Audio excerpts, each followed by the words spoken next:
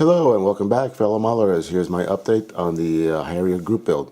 As you see, since the last update, I put on the decals and everything's here sealed in a nice shiny coat of clear.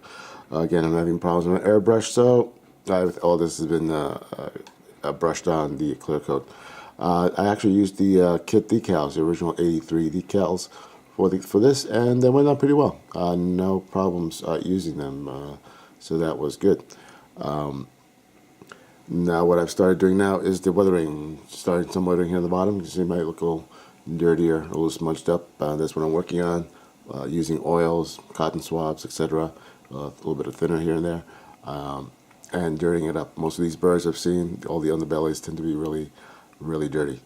I'm going to let the underbelly dry and then put a coat on it so I don't mess it up with my handling, and then I'll work on the top.